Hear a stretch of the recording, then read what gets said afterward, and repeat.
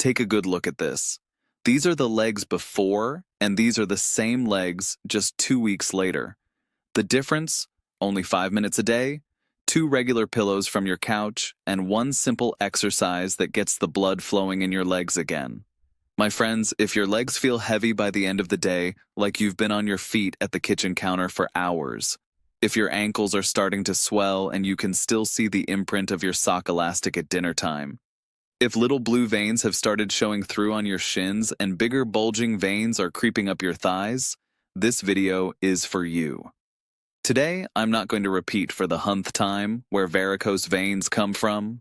There are a million videos out there about the causes, and most of you have already watched dozens of them. And yet, the legs still hurt. Why? Because plenty of folks know the causes. Very few actually know what to do about it at home. So here's what we're going to do. I'm going to show you one exercise. No machines, no pills, no fancy equipment. Just you, 2 regular pillows, and a wall. This method has been around for over 50 years. It's described in medical handbooks, and its effectiveness is backed by clinical research, and I'll put the links in the description below. But first things first, before we get to the actual exercise, just a quick word of caution. This exercise really moves blood through your veins, and that's exactly why there are a few situations where you should hold off on it. If you've already been diagnosed with deep vein thrombosis, blood clots, or thrombophlebitis, please don't do this exercise until your doctor gives you the green light. If you've recently had surgery on your legs or your blood vessels, same thing. Doctor first, mat second. If you're over 45 and you haven't had your veins checked in a while, it's worth talking to your doctor about getting a vein ultrasound first. It's a simple, painless procedure. No preparation needed, and most clinics offer it just to put your mind at ease before you start.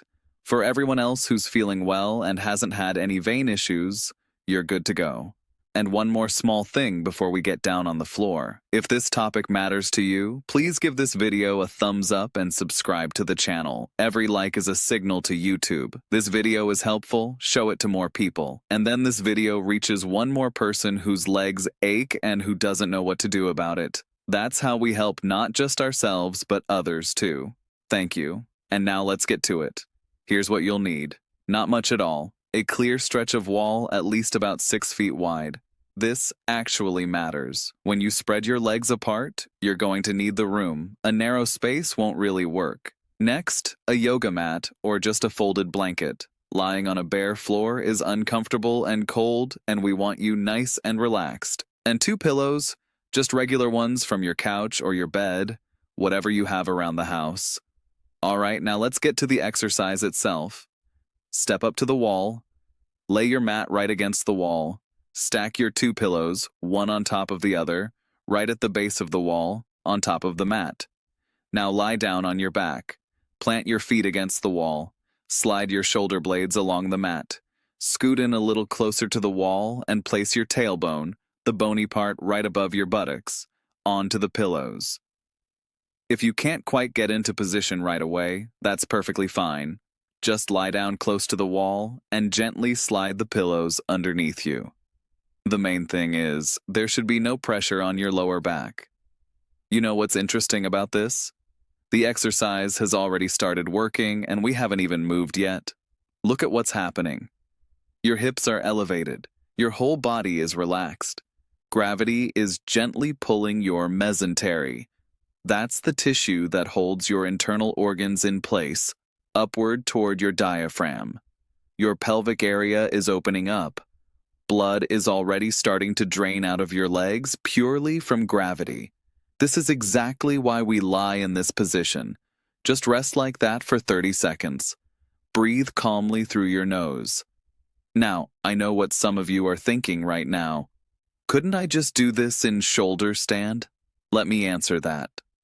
No, you really can't, and here's why. In shoulder stand, your whole body is tensed up, your core is engaged, every muscle is working hard. Here, it's the exact opposite. Your body is fully relaxed and your legs are supported by the wall. You can stay in this position for a long time without any effort at all. Shoulder stand wears you out in a minute. Here, you simply lie there and let your legs do the work. That's a fundamental difference. A couple more quick things before we get into the movements. If you happen to feel a little dizzy or a slight pounding in your temples, that's perfectly normal. That's just blood flowing to your upper body. Lie there for 30 seconds, get up, stand for a moment, and then come back to it. After a few days, your body will adjust. Okay, now let's get those legs working. Lift your legs away from the wall and spread them apart as wide as you comfortably can. Then pull your toes back towards your face and bring your legs back together. So the sequence goes spread, pull toes toward your face, close, spread, toes toward you, close, spread, toes toward you, close. The most important thing here is going all the way, not halfway, full range of motion. That's the only way you'll really feel your calf muscles fire up. That's the calf pump we'll talk about in a minute. And at the same time, when you spread your legs as wide as they go, you're opening up the groin folds. And that's exactly where the blood needs to travel back from your legs. Do this movement for about 1.5 to 2 minutes. Long enough to really feel it. Good. Really good. Now, while your legs are warmed up and engaged, let me show you how to take it up a notch. We're going to do something similar, but instead of opening and closing, we're going to make circles. Both legs together, drawing big, wide circles in the air as wide as you can. 30 seconds in one direction, then 30 seconds in the other. You'll feel right away how this opens up the groin folds even more. And there's one more move I really want to show you. The bicycle. I don't think I need to explain what that is. We all rode bikes as kids. Just pedal in the air with both legs like you're riding a regular bicycle. But here's a detail almost everyone forgets. First, pedal forward for 30 seconds like you usually would. Then, and this part is essential, pedal backward for 30 seconds in the opposite direction. That reverse direction is what works. The muscles regular pedaling can't reach. That's it. The active part of the exercise is over. But don't get up just yet. Put your legs back against the wall and just rest there for 1 more minute. Body relaxed, breathing easy. I know it might feel like the workout is done, but the effect keeps going. Blood and fluids are still redistributing. Your veins are recovering. That last quiet minute is just as important as the active part. Don't skip it. A couple more things that might surprise you. Your feet may start to feel cold during the exercise. That's perfectly normal. Don't be alarmed. It actually means the blood really did move out of your legs up toward your heart, exactly where we wanted it. Just put on a pair of warm socks beforehand. And the last thing, how to come out of this position properly. Please don't jump up. Take your legs down off the wall. Bend your knees and place your feet on the floor. Roll over onto your right side and rest there for about 30 seconds. Then sit up slowly. Sit there for another 5 or 10 seconds and then stand up gently. The best time to do this on an empty stomach first thing in the morning before breakfast is ideal. If you're doing it in the evening, wait at least 2 to 3 hours after dinner. But here's the second part, and this one's important. Do it at least 1 hour before bedtime, not later. Let me tell you why. This exercise really gets the blood and fluid moving out of your legs. Your kidneys kick into a higher gear and the fluid gets redistributed. If you do this right before going to sleep, you'll be getting up to go to the bathroom several times during the night. So, evening is fine, just not right before you hit the pillow. How long should you do it? Start with 1 or 2 minutes. Don't try to be a hero. Your body needs time to adjust to the blood suddenly shifting out of your legs and up to your head. You may feel a little lightheaded or feel a bit of a thumping in your temples. That's perfectly normal. After 2 or 3 days, you'll comfortably get up to 3 minutes. By the end of the first week, 5 minutes. And one important tip, you don't have to do the full 5 minutes all at once. If that feels like too much, break it into smaller sets. Lie down for 90 seconds or 2 minutes, then stand up for about 30 seconds so the blood flows back into your legs.